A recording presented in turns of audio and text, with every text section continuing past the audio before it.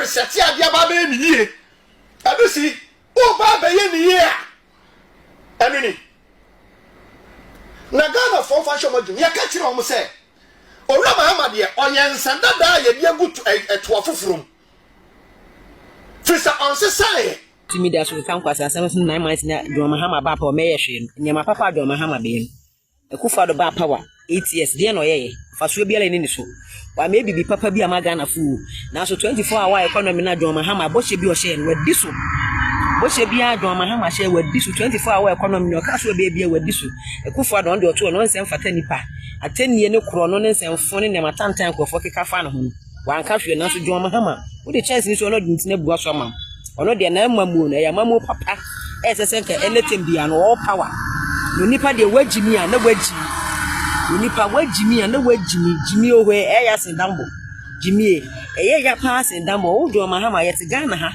na onkurofo so no mu di akufu abatem wote ha wan ka hwe o na wo de duru so ye di watem de wo de unim police station kwai national security ye be fa yenko ne yenchire nyina mu sa so de oto mfa so so akasa ye akufu ado de no wagimi onye nipa abua na ne maame wo ye nti onam ho no ya abua on de otu omoja ni mu de moja wo mu nti ma nkrofo ni yatam fom hunni na wo de edi watam de a unim national security ye be fa ye nyina wate onipa de wagimi a wo ye dan ya ne wagimi school nyansanko ene fie so nyansanko wa yanka ho asem hwe saa wo firi so ya matela tem didi e wo di mpeni amatela ne she mpeni fa tem didi na se wo Ghana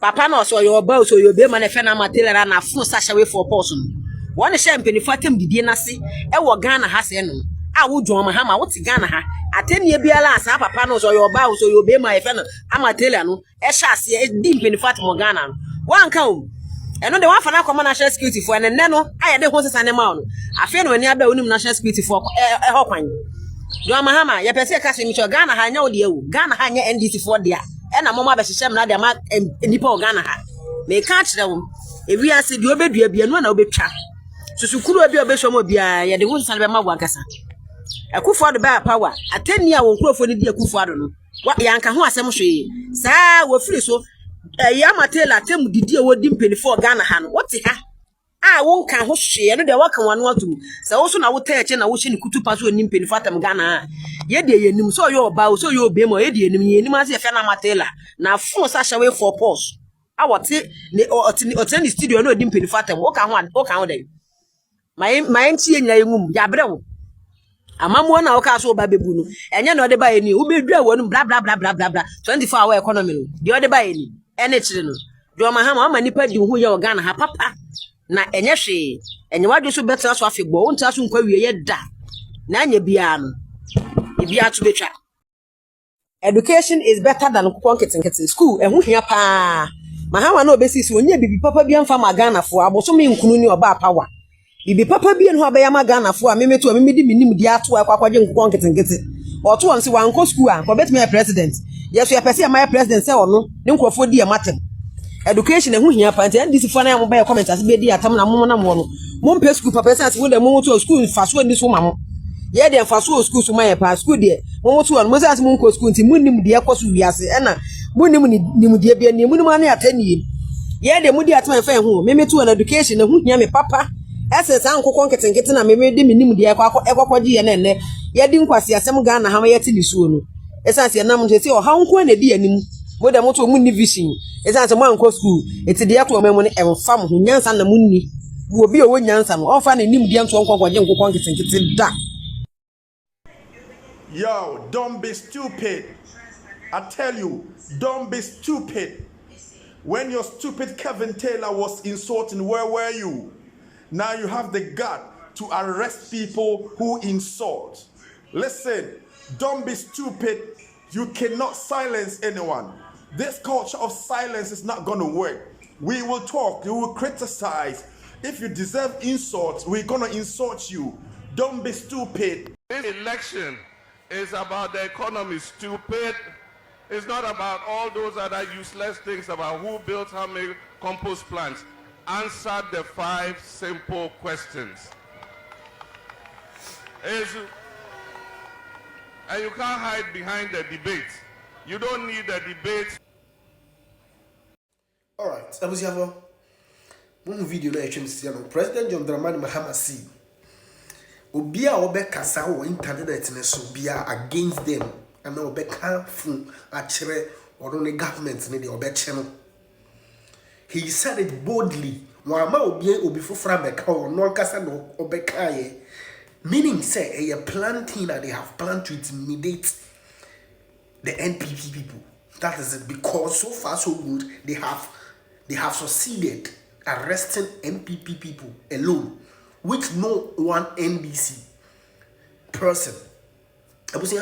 On video na that is President John Dramani Mahama original platform su Nkola go. President John Dramani Mahama stood on that platform when kids were there. Nkola review the former President John Dramani Mahama told them, say, he told his opponent he should stop the stupidity. He said, it's all about economy, stupid. He said it. I'm not the one saying it. Today, that same person is telling us, say, Obia obey your piano, and I say, Obe Cassentia, or no President John Dramani Mahama, the government, or Betchel. Or so Betchie, hey, and you be also, Papa, because Ninya show. But my question is, what is President John Dramani Mahama afraid of?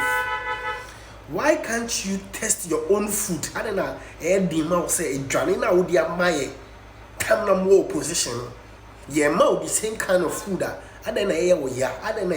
Edima said you have to accept it.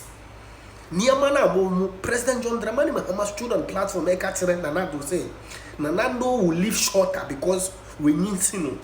Is that not hate speech? Obi can be President John Dramani Mahama. No. But today, instead of President John Dramani Mahama to be fighting corruption, he's fighting young boys and girls on the social media comments. That is a whole nidajin.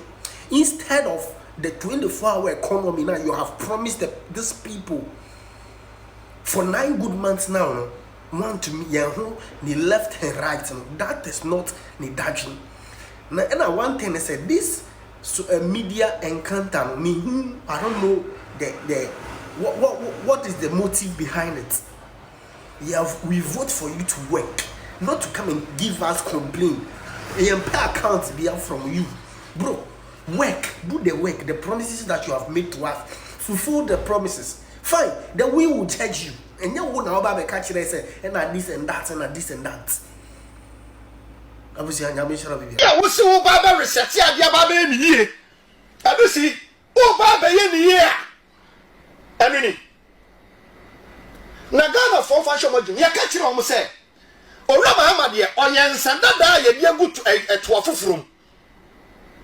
Fisa on society.